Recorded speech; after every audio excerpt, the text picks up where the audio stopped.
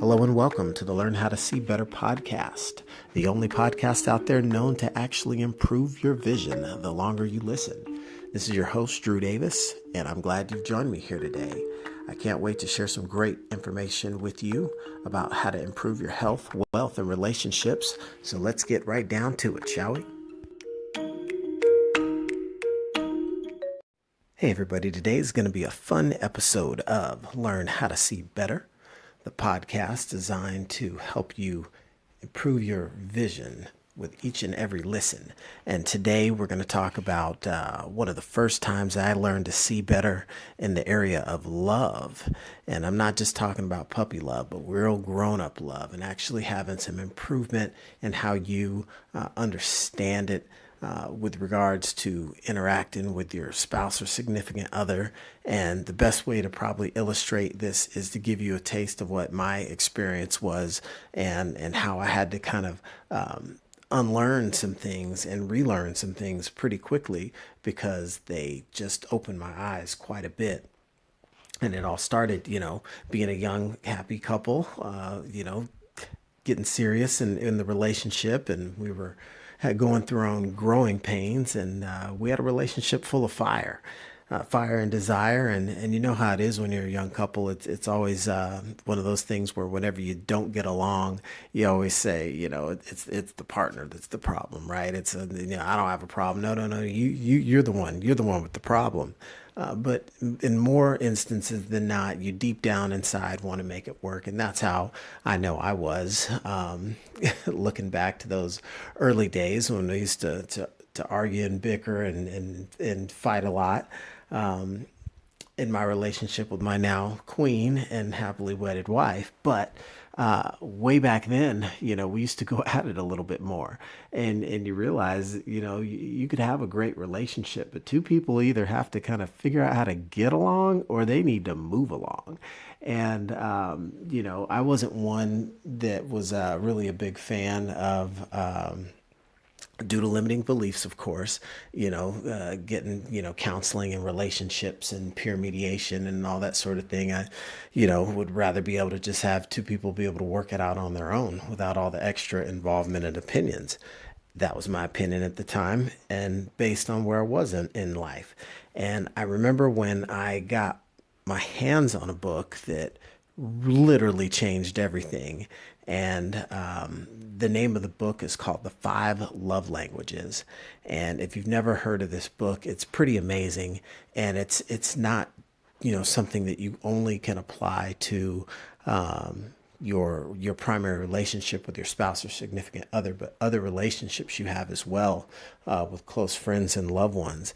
And I was just amazed at the wake-up call that I had from reading this book, because it enlightened me to the fact that so many of the relationship challenges that people will have is due to the fact that they're not communicating in the same language. It's like they say, men are from Mars and women are from Venus. There's kind of some truth to that when it comes to love languages.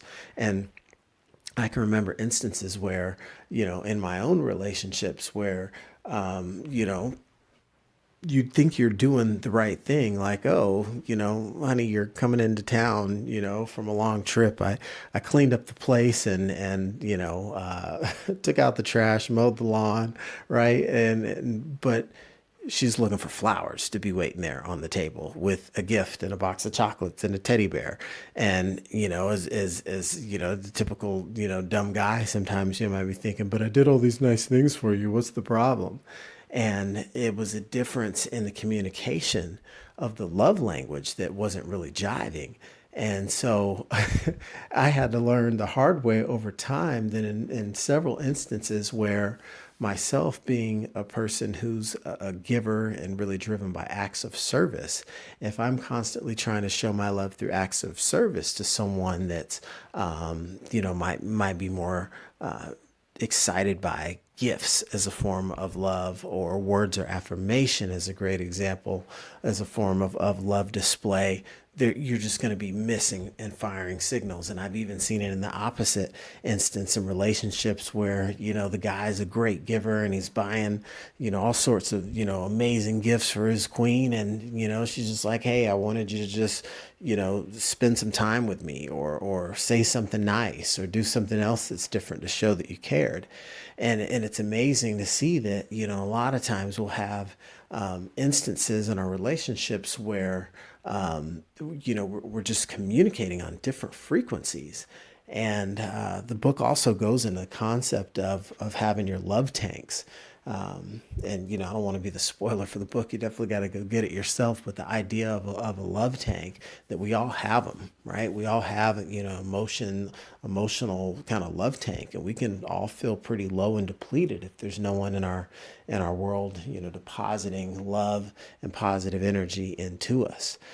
So that's one of these things that's directly related to the love tank. If you're not loving someone in their love tank, and filling their love tank by loving them in the right language, you're going to struggle to help that relationship be fulfilled. And so when I was finally able to get that through my skull, that everyone has a love language, and all you've got to do is, all I got to do is learn how to love my lady in her love language, and practice loving her in a better way. And then I can have all the happiness that I've ever dreamed of in my relationship. And that was just such a novel concept to me, hit me like a ton of bricks.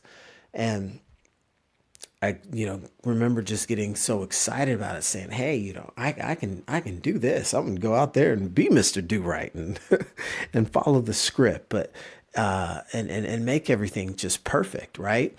And fix all my errors of the past. Who knows, right? You just figure you can be just A1 perfect moving forward, but you realize that it's a lot easier said than done.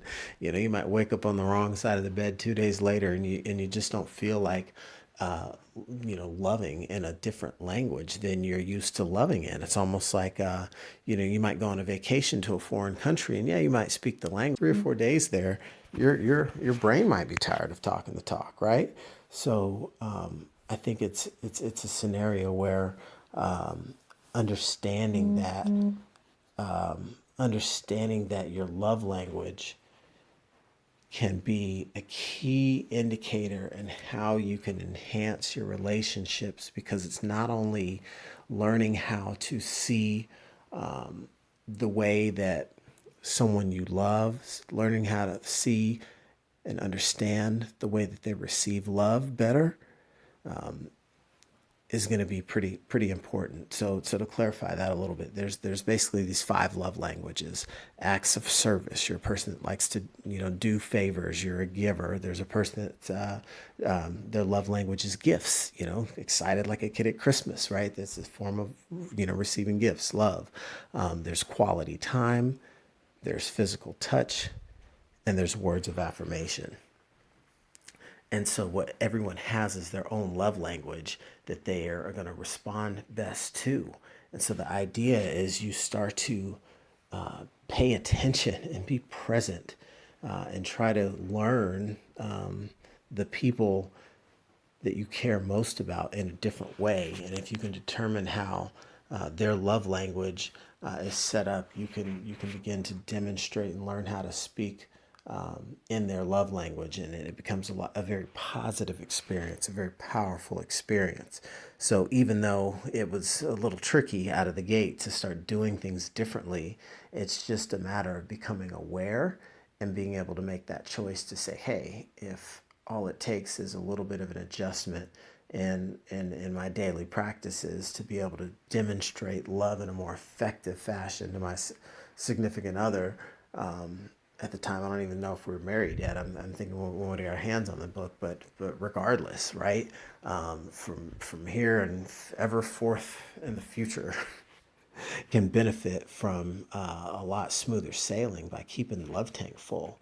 And that goes not just for wifey, but for the rest of the family and other people very close to you. And so I look back and think, gosh, after got almost a decade of marriage under our belt, and we're happy as ever with 3 kids and having success in our life and our business. It's, a lot of that wouldn't have been possible if we hadn't have figured out how to optimize our communication pathways, if I hadn't learned how to love better and see better from the standpoint of that my communication style and my love style can be more effective. It had room for improvement. It wasn't like I wasn't loving my wife good enough. It's that I could be loving and in a more effective communication style that's going to resonate better with her naturally. And these are like relationship hacks that can be used by anyone once you become aware, because awareness is that first step towards change. And, from that, I feel like I've become a wiser person from this experience, and just very, very aware to the opportunities to love everyone better and improve the relationships that we currently have by keeping their love tanks full. So if there'd be anything I'd recommend to all you out there, is to go learn the 5 love languages and start to look at scenarios where you maybe had conflict with loved ones in the past, or even in strained relationships currently.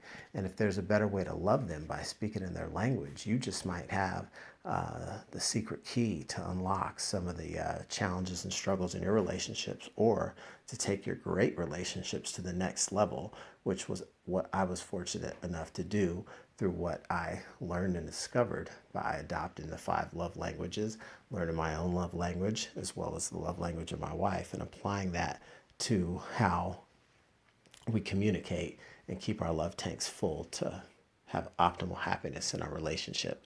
So with that, that's definitely one to go get and to check out. And I think you too will have quite the wake-up call, because there's a lot that can be applied from that book to any relationship in your life that you want to be able to enhance. So with that, I'll share a little bit more about those types of topics and other instances where I've been able to use that in relationships to make enhancements and just improve the overall quality of relationships, perhaps another time. But until then, everyone take care, keep loving, keep learning, keep living.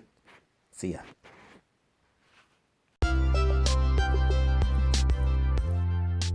Well, all right. That was some great content, wasn't it? Well, thank you. I appreciate that. I'm glad you liked it. This is your host, Drew Davis, and I want to thank you for listening to the Learn How to See Better podcast today. And don't forget to subscribe and tune in for future episodes, and be sure to share with a friend if you are enjoying this content. Thanks, and see you next time. The podcast you just heard was made using Anchor. Ever thought about making your own podcast? Anchor makes it really easy for anyone to get started. It's a one-stop shop for recording, hosting, and distributing podcasts. Best of all, it's 100% free. Sign up now at anchor.fm/new. That's anchor.fm/new to get started.